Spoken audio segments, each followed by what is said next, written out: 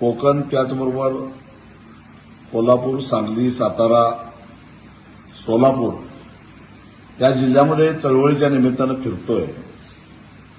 नीटची परीक्षा रद्द झाल्यापासून विद्यार्थ्यांच्यामध्ये आलेलं नैराश्य, त्याचबरोबर पालकांची अस्वस्थता जवळून बघतोय, विशेषतः ग्रामीण भागातल्या पालकांची.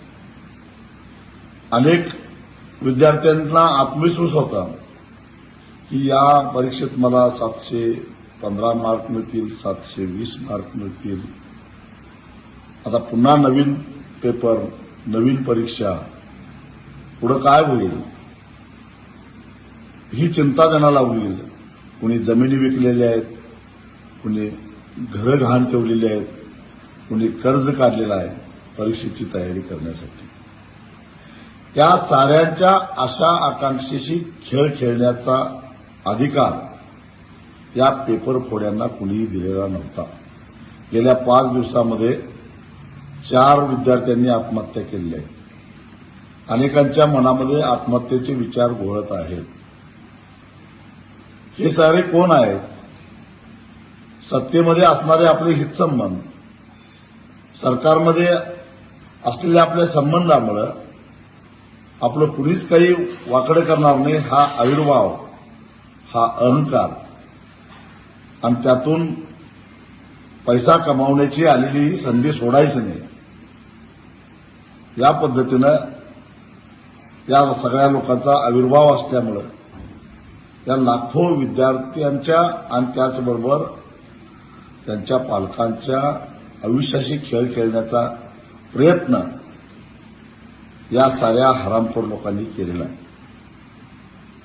त्यामुळं केवळ भ्रष्टाचाराचा आरोप करून ह्यांना आत टाकून चालणार नाही, तर 4 विद्यार्थ्यांच्या मृत्यूस जबाबदार धरून त्यांच्यावर सदोष मनुष्यवधाचा गुन्हा दाखल झाला पाहिजे. जे म्हणून यात सापडतील त्या सगळ्यांना आत्महत्या केलेल्या विद्यार्थ्यांच्या मृत्यूस जबाबदार धरून त्यांच्यावर सदोष मनुष्यवधाचा गुन्हा तर दाखल झाला पाहिजेच, पण पालकांच्या आणि विद्यार्थ्यांचं मानसिक छळ केल्याचे गुन्हे सुद्धा दाखल झाले पाहिजे. त्याशिवाय अशा प्रवृत्त्या ठेचल्या जाणार नाहीत. आणि सातत्यानं पेपर फुटतायत आणि पेपर फोडीमध्ये असणारी माणसं ही सत्तेच्याच आजूबाजूला घोटाळताना दिसतात. हे रहस्य काय, याही प्रश्नाचं उत्तर आम्हाला मिळालं पाहिजे. बुलडोझर चालवायची भाषा करताय ना, चालवा ना या आरोपींच्या घरावर बुलडोझर. हा एवढी हिंमत? कारण हे सारे तुमच्या अस्तनीतले निकारी आहेत आणि हे अस्तनीतले निकारीच तुम्हाला एक दिवस घरात बसवणार आहेत, हे लक्षात ठेवा.